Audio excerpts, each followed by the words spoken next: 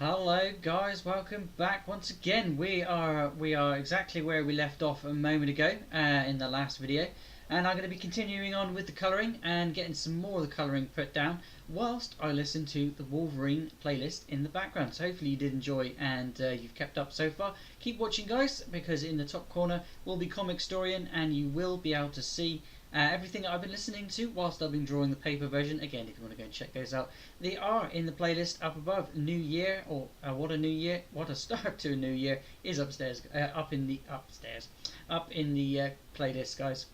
Let's go and check them out. Otherwise, if you're here and you would like to know anything about this project that I'm working on, which is the Mutant Animal series, then leave a comment down below. Otherwise, keep watching and enjoy, guys. I'm going to carry on where I left off.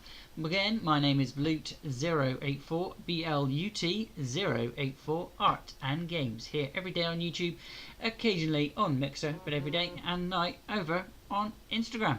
Squirrel Girl.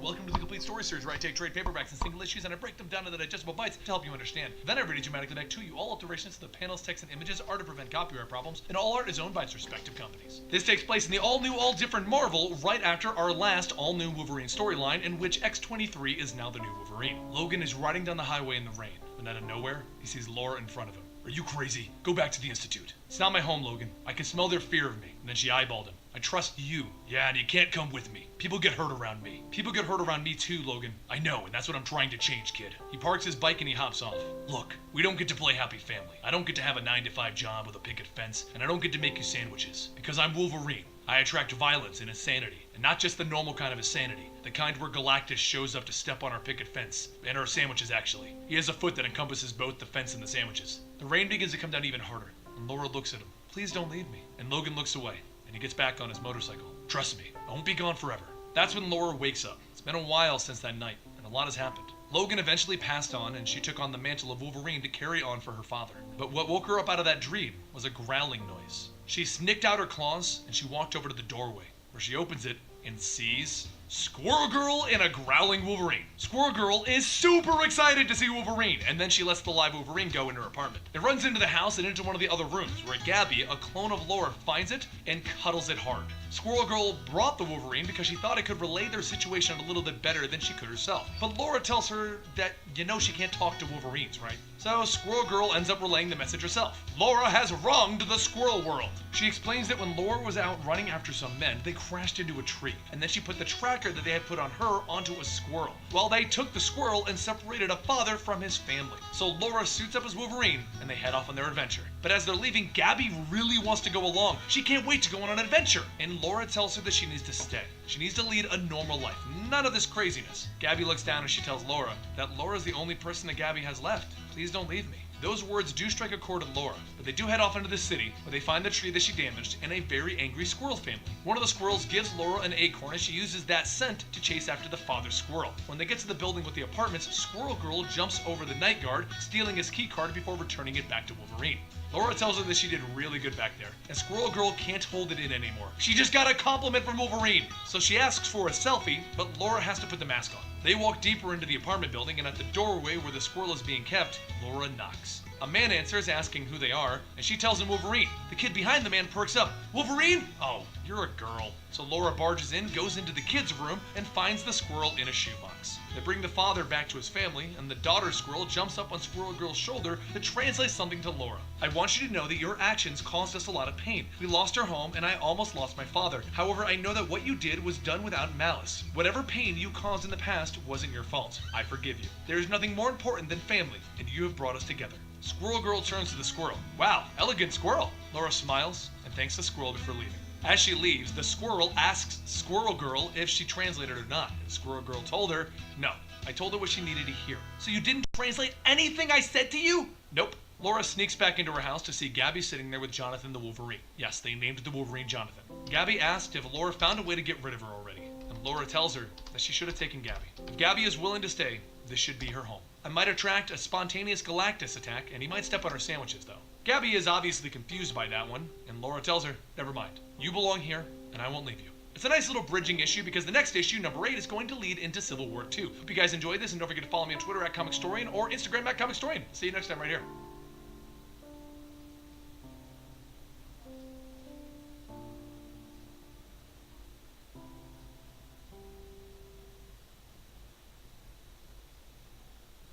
Now is where you start to see the importance of layers when you're putting down stuff like this. If you don't have the right layer,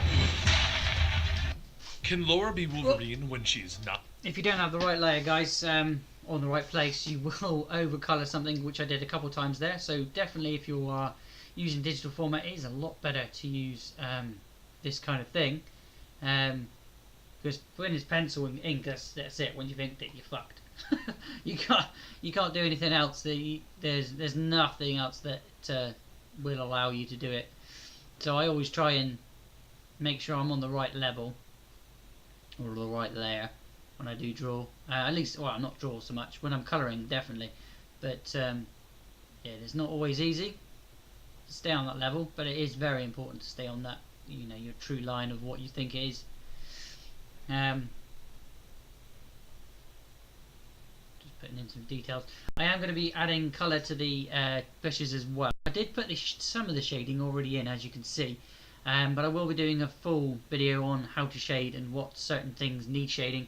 But last night I was sort of doodling whilst I was getting down the main lines of the things like that, and yeah, whoops. I put a bit of shading in where I shouldn't have, but that's what it would look like if I didn't put any shading in, guys. And that's what it is as is. I will be putting fur on this one, as you can see here. This one doesn't have any fur, but I've left the fur from the original drawing which I did in, so I can just sort of go over it and copy, and then sort of eventually remove that layer and have it as is. Put those details back in, but yeah, and you can see sort of how it's going to sort of look before I finish, which will be a few videos. So if you do enjoy these videos, guys, and you are going to be listening to the Wolverine series, I've noticed that they have a pet Wolverine, which is kind of fortuitous. So we'll carry on listening to that story, and whilst I draw, guys. To Wolverine.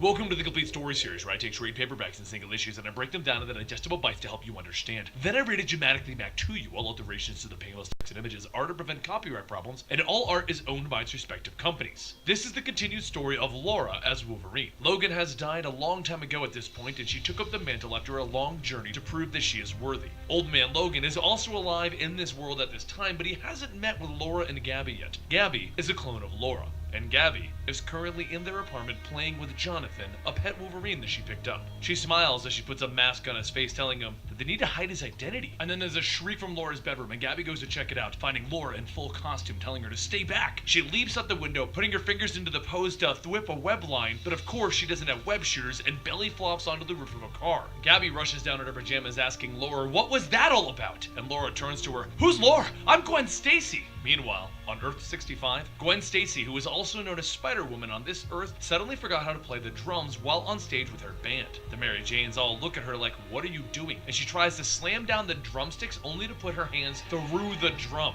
because Gwen Stacy has super strength. Mary Jane asks her for the drumsticks, and then she realizes that she can't get them off of her sticky hands, and she just takes off of the door. She runs outside to find her father waiting for her, and when she gets into the car, she shuts the door so hard that she breaks the glass. Super confused, her father brings her home, and an aircraft lands in their backyard. A kid walks out telling them, "My name is Reed Richards," and then he walks in telling her father that he's friends with Gwen, and he whispers to her, "Ya might want to get your Spider-Woman suit, which is upstairs." Confused as always, she goes up grabbing the suit, and then Reed takes off into disguise and explains everything that is going on. Gwen Stacy is from Earth 65, and Laura Kinney is from Marvel Prime, and they've body swapped across dimensions. The big problem is that in 3 hours, the body swap will reverse, and since they are currently occupying each other's bodies, they'll have nowhere to go, and poof, they'll be gone. So what they need to do is find each other and then find a way to swap back within 3 hours. Luckily, Reed is super smart and he can teleport her back to Marvel Prime. Meanwhile, back at the apartment with Gabby and Laura, Laura is trying to explain that she isn't who Gabby thinks she is. She's actually a girl named Gwen Stacy.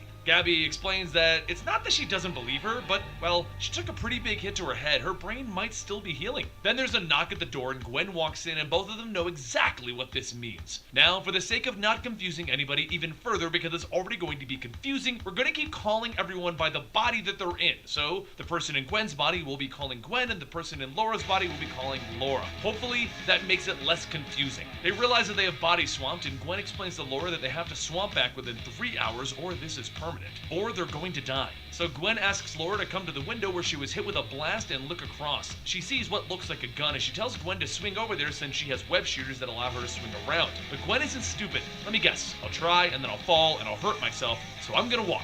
Laura agrees, telling her that maybe it's best that she doesn't break her body before she gets back into it. On the other side of the street, Gwen kicks in the door and asks Laura, "How strong are you?" And Laura tells her, "I broke a lot of treasured things before I figured that out." Inside they find the gun, which is now broken by the door that Gwen kicked in, and then Laura picks up the scent of the person who used it. She keeps sniffing the air and then she mentions how dumb she feels sniffing the air. But Gwen assures her, "You're unkillable with metal claws that pop out of your hands and feet. Don't worry, you're not dumb." This, of course, is a reason to pause for Laura. Wait, I have claws in my feet and fists? Does it hurt? Have you ever had a paper cut on the webbing of your hands and feet? No, that sounds terrible! Well, this is knives coming out of them. Okay, I'm not doing that. Laura points to a basement where Gwen tears the doors off of it and they step inside. And then Gwen stops as the alarms are going off in her head. And Laura tells her that that's spider sense! A flamethrower bursts out of the ground and it begins to try and roast them. Gwen grabs Laura and tries to shield her from the fire, but Laura wants to know, what is she doing? Trying to save you. Well, don't! Your body heals, mine doesn't. That's a very good point, Gwen tells her. That's when someone in a flying hornet suit arrives in front of them, demanding to know why they're here. She swoops in, opening fire on them, so Laura tells Gwen to use her webs, and Gwen takes aim and hits the ceiling. The flying robot person then opens fire on them again, so Laura grabs Gwen, getting her out of the path of destruction. Then Gwen whips onto the hornet, pulling them down, and the hornet blasts Gwen into the wall. Thinking her body's been killed, Laura turns to the person, demanding to know who she is and why is she doing this. She begins to angrily shake her fist in front of her face, and Gwen tries to tell her to stop, but it's too late. With that anger, Laura pops her claws into her own head, dropping herself. The robot girl lands and pulls her helmet off, deciding that she's gonna be sick, watching someone stab themselves in the head. Gwen walks over, demanding to know what's going on, and the woman explains that she fired her beam into Wolverine's apartment to get him. You know, the short and hairy guy? So who is the girl on the ground and who are you? Gwen explains that her, well, the real her, is the new Wolverine. Logan was killed and she is his daughter. The mystery woman is surprised. She had no idea. She's been living in this basement, living off ramen noodles for years, all to build the teleporter to send Wolverine away. She couldn't kill him. She just wanted him gone. Gwen walks over and retracts the claws from Laura's head so that she can heal, and Gwen asks the mystery woman why she wanted to send him away. And as it turns out, her uncle was the original Hornet, and Logan killed him. While she explains, Laura wakes up curious as to what actually happened. And since none of this is what Hornet wanted, she agrees to help them both get into their right spots in their own universes in the right bodies. Gwen walks over and she waves goodbye as Hornet warps her away. And then Laura goes to the same spot and is put back in her body. Hornet says, "Hi, I'm Melinda." And Laura tells her her name. Laura then begins to talk about what's next and asks Melinda if she'd like to work with her. She's not going to hold an urge for revenge against her because that's kind of what her entire family's about. And then with a whoosh, Melinda teleports Laura back to her apartment where Gabby and Jonathan are cheerful that she's returned. This is a nice little annual issue that came out, but don't worry, we're going to be doing the next story for the all-new Wolverine soon, where she finally meets Old Man Logan, and we're going to see the relationship between them. It's a really good story. I hope you guys enjoy this one, and I hope you guys are looking forward to the next one, and don't forget to follow me on Twitter @ComicStorian and Instagram @ComicStorian. I'll see you next time right here. Check them out, guys. Otherwise, keep watching, because that'll be on in this playlist, because there's 33 videos, and we've got through a few of them, but not all of them.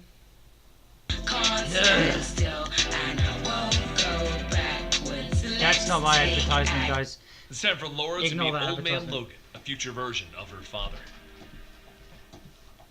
Right, we've got to do the lead, the pond, and welcome to the patio, Complete Story Series, where I take trade on, paperbacks and single issues and I break them down into digestible bites to help you understand. Then I read it dramatically back to you. All alterations to the panels, text, and images are to prevent copyright problems, and all art is owned by its respective companies. Logan died years ago, and after showing that she could take the mantle of Wolverine, his daughter, Clone, became the new Wolverine. She's now been on a journey of her own, raising her own clone, Gabby, and saving the world as the new Wolverine. In this new Marvel universe, though, we also have the future version of Logan going by the name Old Man Logan, Logan, who has been removed from his own universe and placed into the proper Marvel universe. But these two haven't met yet. 100 miles off of New Jersey, two boats meet to trade off an interesting box. An exchange that S.H.I.E.L.D. has been tracking for a while, and they arrive to secure that box. But when you box a criminal in who has a secret weapon, they do what you'd think they would do, and she opens the box, revealing its contents to be an odor, a single smell. Back in the home of Laura, her phone goes off as Maria Hill calls her to let her know about the situation. Laura turns her down, stating that she won't be involved in any S.H.I.E.L.D. situations. But Maria is slightly insistent. She kind of needs Wolverine's help. She even paid for the noodles that they were having delivered.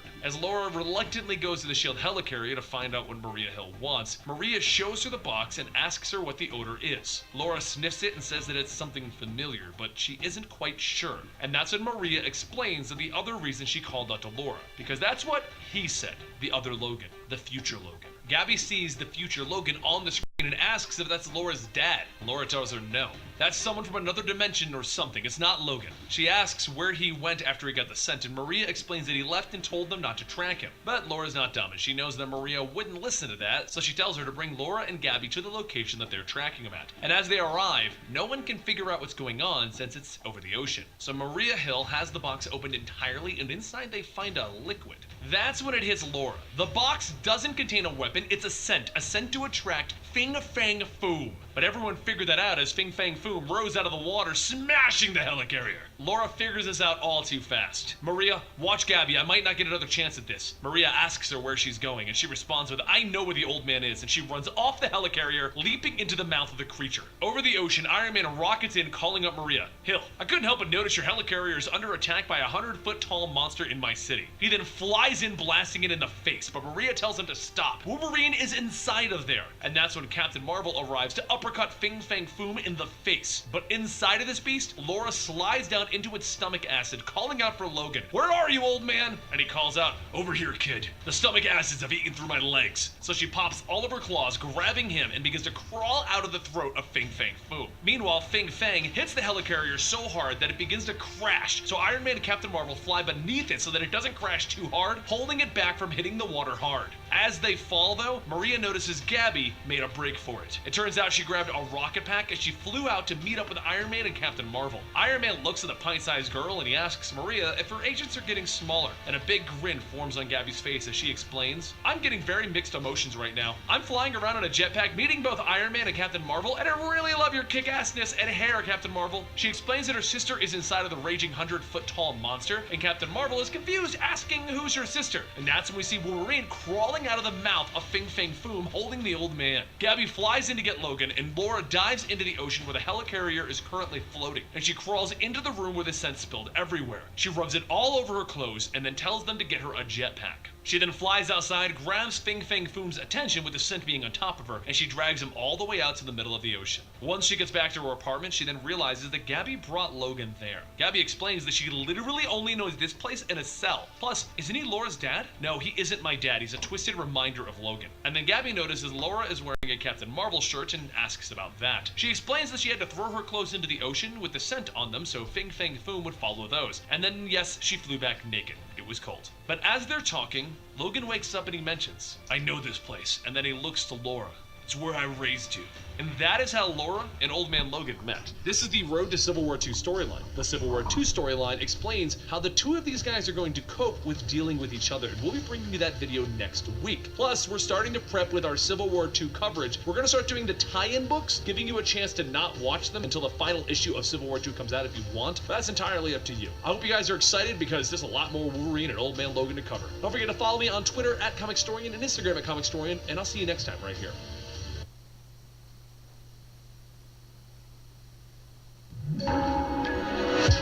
Advertisement, bye-bye. What kind of a past can Logan from the future and Laura from the present have together?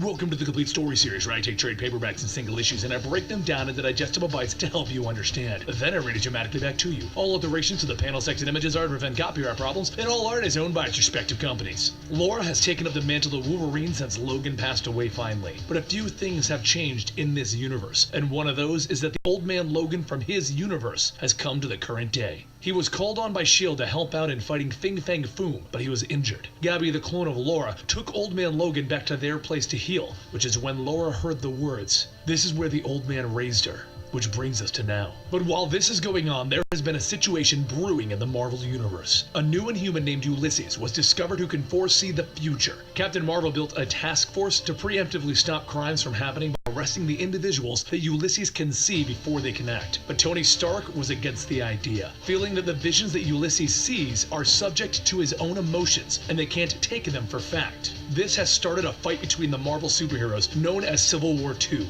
But this is not a story about that conflict. This is about the people that the conflict is affecting. And today, that's Laura. In the S.H.I.E.L.D. helicarrier, our story begins with Ulysses receiving a vision that is going to change things. He sees Old Man Logan holding the dead body of Gabby. But forget that right now, because the old man just woke up to Jonathan, Gabby's pet Wolverine, looking at him, and Gabby apologizing. He tries to sit up only to find himself tied down, demanding to know what's going on, and then wondering why he can hear wails. Gabby explains that Laura thought he might wake up confused, so she was playing a tape of wails to try and calm him down. I'm Gabby. I was cloned from Laura, who was cloned from you, so you're kind of like my interdimensional dystopian future grandfather. Laura then walks out the other room asking how he feels, and the old man tells her, like I was hit in the gut by a giant beast. And Gabby wants to know if he was soothed by the whale song. Sure. But as they go to let the old man up, they hear footsteps coming to the door. Logan whips out his claws and Laura tells him to stop. This is her home. Two burglars break into the window and they see Laura, Gabby, and Logan all there.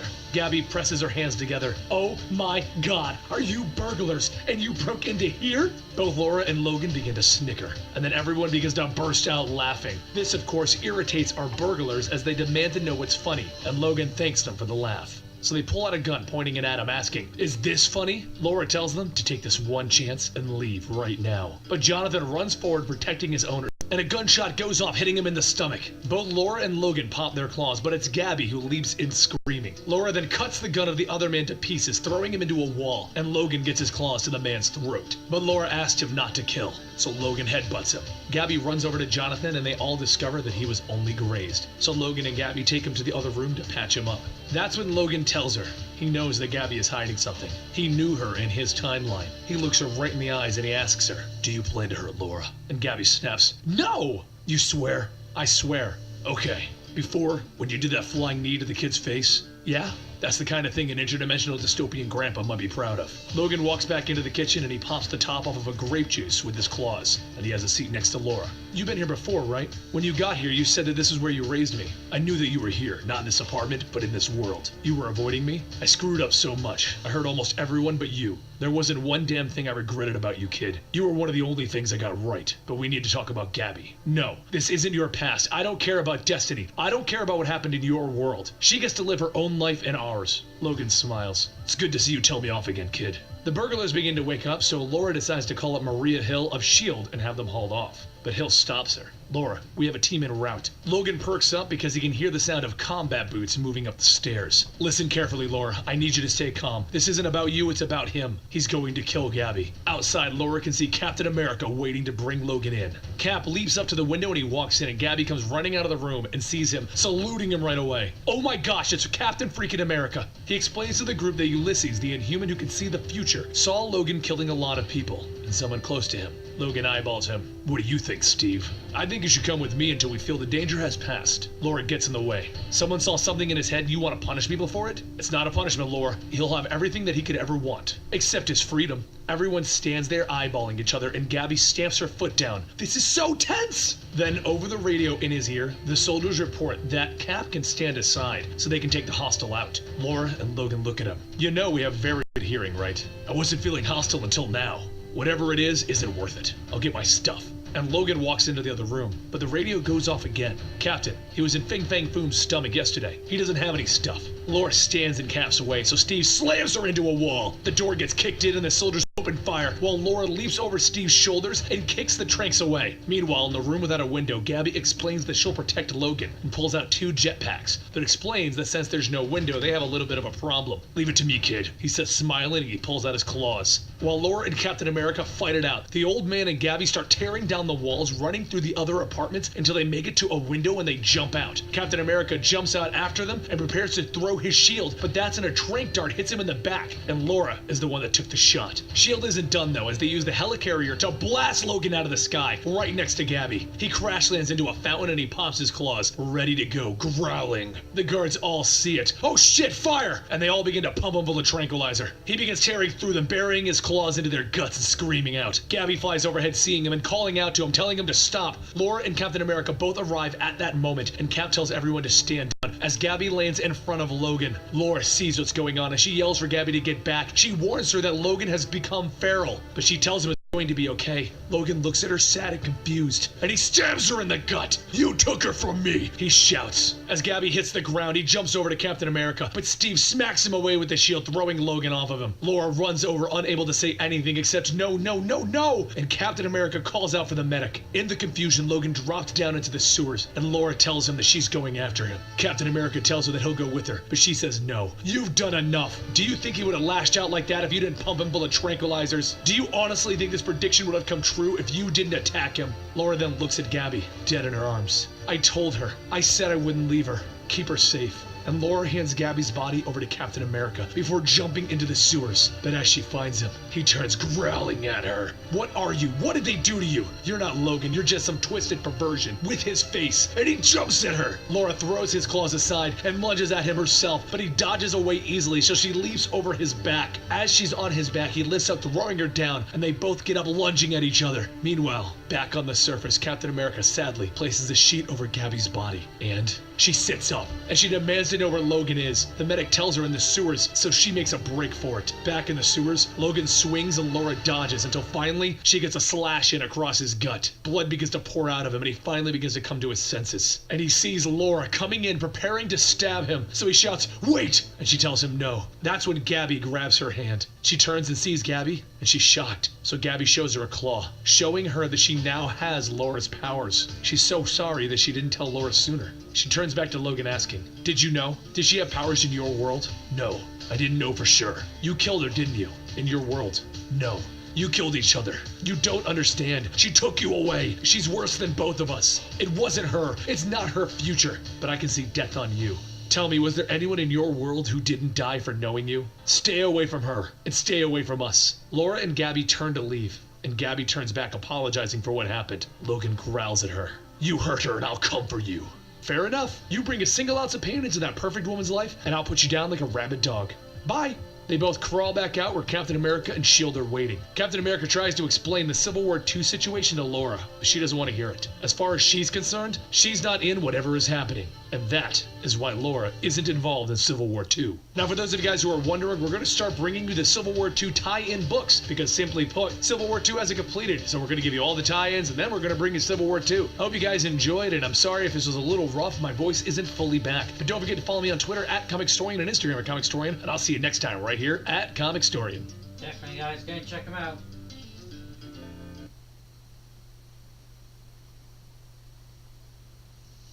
Oh, damn it.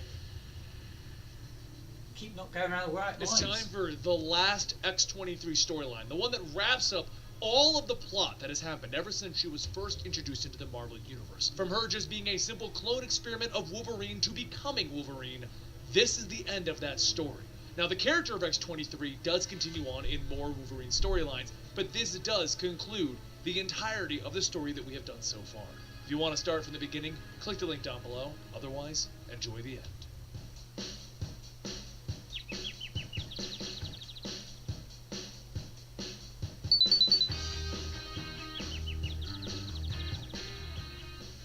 In their New York apartment, Laurie and Gabby try to live a normal life after all of the things that they've been through. One of those days, Gabby comes back from the downstairs mailbox to find a package addressed to Laura, with no return address. As she looks at the package, she says that this is why they're moving. Things in this area are no longer secure for them. They've had burglars, been invaded by S.H.I.E.L.D., and even Squirrel Girl showed up.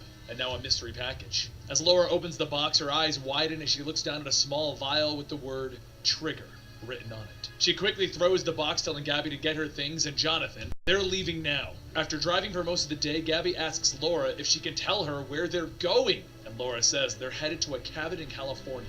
It belonged to Logan, and no one knows about it, so they have plenty of isolation there. Gabby says, you know, that's the start of a horror movie. You want undead hordes? Because this is how you get undead hordes. Gabby then asks, what about the other family? Isn't there some place that they could go? And Laura says that she does have an aunt and a cousin, but she almost got them killed, and it was because of what was in that package. She then explains that back when she was born, she was raised with the sole purpose of being a weapon. To guarantee it, there would be a trigger scent made. One smell of it and everything turns black.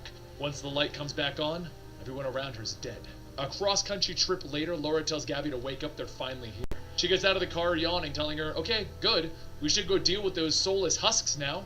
And as the two get into the cabin, Laura says that it may look bad, but they're gonna clean things up and get everything going. Even some internet. Gabby looks at the freezer and opens it to see a family of mice living in a hollowed out loaf of bread. Laura says that's weird. Logan had bread. And Gabby says that it kind of worries her since the mice chose to live here. It means that the freezer is probably the most livable place in the entire... But before she can finish her sentence, the lights go out and the whole cabin loses power.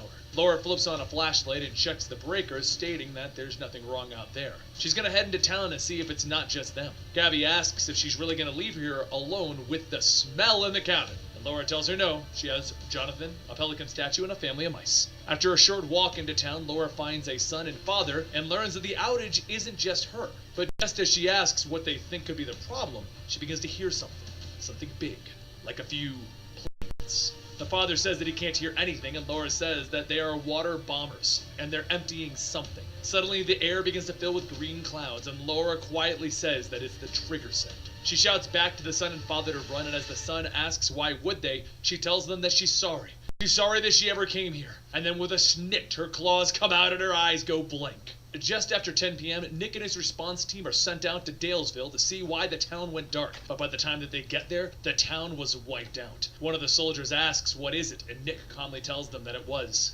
Wolverine. Laura looks back, telling them all that she's sorry, she's so sorry, and Agent Bennett runs up, hitting Laura with the end of her rifle, telling her to get on the ground. Another agent tells Bennett to relax. Does she really think that pissing off Wolverine is a good idea? And as Laura is brought aboard Nick's aircraft, Laura mentions that she didn't do this. Someone made her. They used planes. Nick radios back to SHIELD Command, asking if they have any planes on their radar, and the operative tells him affirmative. There are 3 water bombers heading out to sea. Nick tells them all right, patch him over to the fighters that are in their location. Once connected, the pilots report that they are en route, and the bombers are in their sights. Nick says, good, just follow them. They need answers. So turn back once they land, and the pilot stops him, telling him, wait, there's something else. Something big. It looks like the planes are flying straight into whatever it is. Nick shouts for the pilots to abort, but before the fighter jets can turn around, they're blown up in the sky. The operative on the radio reports that the warplane is heading back into the sea, but they did manage to see the flag on it. It's Madripoor. Bennett says that they can't follow them either. Madripoor is a sovereign nation, and if S.H.I.E.L.D. attacked, well, Laura stops them, telling them that they can't go. But Bennett punches Laura back in her seat, telling her to shut up. She then pulls out her wrists in front of her and cuts off the handcuffs, jumps up, kicking Bennett to the ground. Bennett sees Laura grab the rifle, and he tells her not to shoot. If she does, she'll breach the hull. And Laura tells her, fine, she's okay with that. And she fires. An explosion goes off, and the hole in the hull begins to suck everyone out. Nick shouts for Laura to get back and fires a few times into her. She then just runs and jumps out of the plane. The next morning, Laura returns to the cabin to begin packing, and Gabby asks what's going on. Laura says they need to go. She just killed the townspeople, and the answers as to why are in Madripoor. Gabby tells her, oh, okay then, well I'm coming along too. And before you can tell me no, I am cloned from you, so I'm just as stubborn on that answer of no. Laura sighs and tells her fine. They're gonna travel by boat until they reach where they need to go. Later that night, at the San Francisco docks, Gabby asks if it's an actual pirate ship. Can she say R? Also, can she get a wooden leg? Laura tells her that they're not those kind of pirates. Gabby asks if she's sure, because the woman behind them literally has an eye patch. Captain Ash tells Laura that she knows a lot of people are looking for her, and S.H.I.E.L.D. was just here, so there would be a great amount of appreciation if they don't draw attention to each other. A woman tells Bologna that it seems that her little X-23 has escaped. Is she ready to face her sister? And Bologna tells her yes, she is ready. Back with Captain Ash in her ship, Ash tells everyone that they should be out of the worst of the storm. And as everyone begins to eat, Ash tells Laura that she's sorry to hear what happened to Logan. He was an above-average lover. Gabby says, ew! And Ash says it's because of him that she is doing this for them. And Laura adds, also the money. And Ash tells her, well, and that.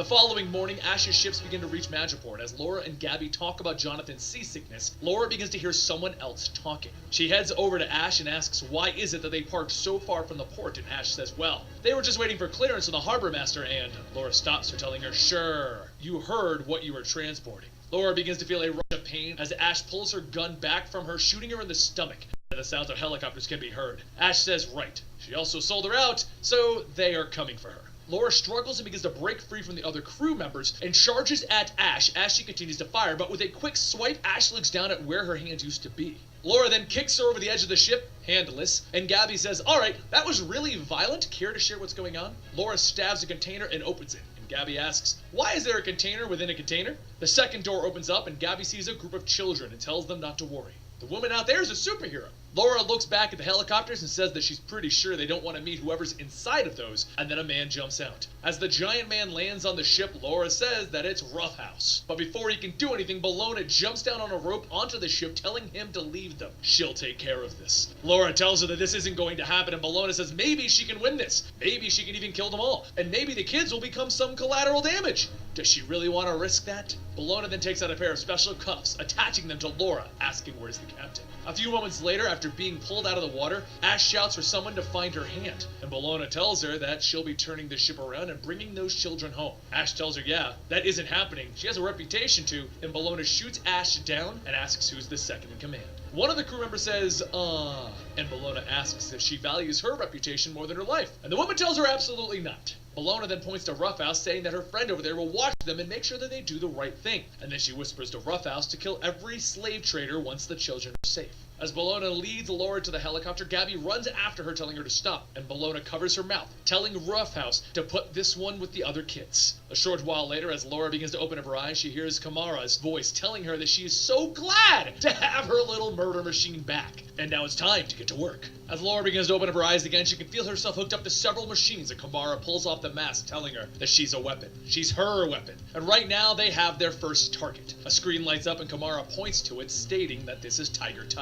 Laura then asks how long did she spend on her villainous presentations. Kamara laughs, telling her that Bellona will bring her to the window. Kamara goes on telling her that Madripoor is a golden gateway where the free market and black market come together. This is also the place where the Empire will be born, and the only thing that stands in her way of her empire is Tiger.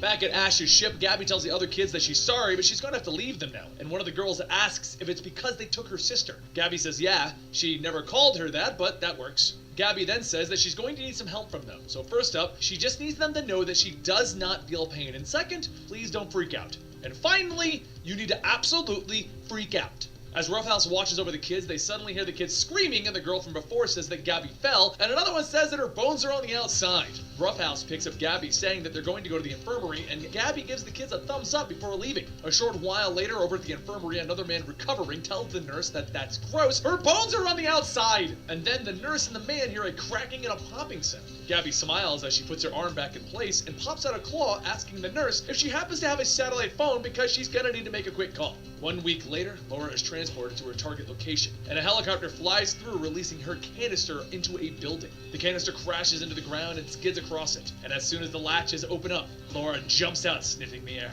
Down the hall, the soldiers all run into Tiger's office, telling her that they need to leave immediately. But as the soldiers leave Tiger out, they see Laura standing there with her claws out. Before they can fire, she runs along the wall and knocks out the first two that were mentioned. As the second set fire their tasers, Laura grabs the cables that shoot by and then slams the hooks into the men. Tiger says that she doesn't know what this is, but before she can finish, Laura kicks and knocking Tiger's head off of her shoulders. A second Tiger walks out stating, well, and then the rolling head begins to short out. Laura charges at the real Tiger, but before she can stab her, Gabby appears grabbing onto her, telling Tiger to get back outside. As Gabby struggles to stay on, she tells Laura that this is going to hurt, like, a lot. And Gambit's voice tells her, it's true. And then he charges up a card, throwing it, leveling the entire floor. Later, Laura's eyes begin to open up again, and she sees Gabby holding a rabbit, and Gabby tells her, okay, don't freak out. Laura shoots up, asking how many. How many people did Kamara make her kill? Angel puts his hand on Laura's shoulder and tells her none. She just cut the head off of a life model decoy. And those other people? Well, they're mostly okay. Gambit says that's right. Before you could kill Tiger, he blew her up. And Angel says afterwards he flew all of the pieces of her here, and please promise him that he won't have to do something like that ever again. Laura then asks, where are they? And Angel says, at Tiger's safe house, which is practically impenetrable, and they figured that this would be a good place for her to heal. Gabby holds up a vial of the trigger scent and adds that it will also help with this. Laura stumbles back trying to get away from it, and Gabby goes on telling them that they also have the help of the world's most powerful telepath, and Jean Grey walks out waving. Laura asks what she's doing here, and Jean says essentially they'll be doing some intense mind training, and she needs to have the full support of Laura if they're going to go through with this. Gambit heads out and says that him and Angel will guard the outside of the bunker, and Jean says that will be good. She's going to need complete concentration. No interruptions. Laura looks at Angel and tells him that this is a bad idea, and Angel tells her that she's got this. She's Wolverine. She can kick the ass of anything. Laura then turns back to the rabbit and says that this is crazy. She's going to kill the rabbit. Gabby says that comes later. She will be first. As Jean leaves and the door is shut, Gabby takes out the vial and says that it's okay. She can't feel pain and she can heal. And she loves her. And then she drops the vial scent onto her skin. Laura's eyes change as she lunges forward, and as her and Gabby begin to fight, Jean taps into Laura's mind. Jean starts to see the room change, and it goes back to when Laura was younger, and her mother would read her stories. But while that goes on, Angel says that someone is coming, and it's not Kamara, it's S.H.I.E.L.D. Angel flies onto Nick's ship, telling everyone that he doesn't want to hurt anyone. He just wants to talk. Nick pulls out his gun and says, fine, they can talk. Angel asks how is it that they found them, and Tiger speaks for him, stating that she was the one. Though they did save her, they can understand her not feeling overly beholden to Wolverine, right? If Madripoor is going to become an international community, then working with S.H.I.E.L.D. would be their first step. There's a sudden beep, and the pilot says that they've been locked on by a missile. Bennett asks, was it him? Angel answers her by asking why would he fire a missile at himself? Outside, Kamara's warplane fires missiles, and Nick tells everyone to jump. As the plane is hit, Angel runs to the cockpit, grabbing Nick and the pilot, and he manages to escape just as it explodes. Back with Jean, she tells the younger Laura that she can understand why she would come here. It's a beautiful memory. She's sorry that she's about to take it away from her. Laura tells her that she can't leave, the door is locked, and she should be going away now. Jean says that it is safe outside, no one can hurt her. She can be the one in control. The young Laura grows and stabs into Jean, telling her that she should go. But Jean continues stating that she is not X-23. She is more than a letter and a number. She has a name, and it's Laura Kinney, and she was born. She is the superhero Wolverine. Just look. The image of Jean begins to fade, and it's replaced by Gabby. She asks Laura if she's there. As Angel brings everyone back to Tiger's safe house, Gambit shouts out that they can't interrupt Jean. Jean opens the door, telling them, actually, they're not interrupting anything. Laura's petting the rabbit, telling everyone that it's okay. They can hide here. Nick stares at the rabbit and asks, what's with the bunny? Laura tells him it's okay. She's free now. It's safe. As the bunker locks behind them, Kamara walks up to the entrance, telling everyone inside that she just wants X-23 and Tiger. If they are turned over, then everyone lives, and she would much rather not quarrel with S.H.I.E.L.D. Nick shouts that she just killed some of his people. He's going to quarrel the absolute shit out of her. Nick then looks back and says that that woman who tortured her and forced her to kill everyone in Daysdale, Bennett then says even still, she has to pay for her crimes. Laura tells them that she understands, and after she deals with Kamara, she'll come with them. But as Laura begins to walk towards the exit, Gambit tells her that she doesn't have to do this alone, and Angel adds that honestly, they kind of wouldn't let her anyway. Laura then asks Tiger if there's anything in this bunker that can help them. Tiger reaches over the wall, telling them that there is something. A hidden door opens up with an Iron Man suit. Tiger says, please don't tell Tony that she has this. It was an early prototype that she got off of the black market. She's going to return it, really. A short while later, everyone begins to exit the bunker with their hands up, and Roughhouse looks at Gambit asking, why is he carrying a can of beans? Gambit smiles, and he charges the can, throwing it into the warplane, creating a massive explosion of Frankenbeans! Okay, there was no Frankenbeans. I had to add Frankenbeans. It makes more sense. It's funnier. Anyway, as he watches, Gambit says, damn! He might have to start carrying beans from now on. Jean then grabs everyone and helps them aboard the warplane. Gambit then throws a card at some of the oncoming soldiers, and before it can go off, Roughhouse catches it and crumples it up. Gambit radios to Laura that they're here, and she responds telling them that she's on her way. Seconds later, she comes shooting out wearing the Iron Man suit, and Angel tells her that she does know it has a helmet, right, because she's not wearing the helmet. Laura tells her, yeah, but she can't hear or smell in it, plus she wanted to see Kamara's face when she finishes her. Kamara laughs, telling her that she's just gonna make her kill her friends again, then her aunt and cousin, and she tosses the trigger at everyone. Everyone stands there for a moment, and Laura asks, how is that working for you? Jean's eyes begin to light up, and Kamara shouts that those powers won't work on her, and Jean asks, why would she want to control her? Roughhouse's eyes begin to glow, and he swings back, knocking Kamara into the warplane. Laura and Angel begin to quickly chase after, and as she falls, Kamara shoots back up, hitting Angel in the shoulder. Back in the warplane, Jean uses Roughhouse to stop Bologna from shooting them, and as she's knocked down, her mask comes off. Gabby runs up asking what did they do, and Bologna says that Kamara saved her from the imprisonment, and the nanites that are killing her. Gabby asks if this is really saving her. She's a slave to Kamara's will. Kamara is just using her as a guinea pig, and Bologna says that this was either going to happen to herself or to Gabby, and she couldn't let Kamara's people get to Gabby. Bologna then looks up at Nick and tells him that Wolverine didn't kill those people in Daysville. When the scent dropped, Laura stabbed herself in her own brain.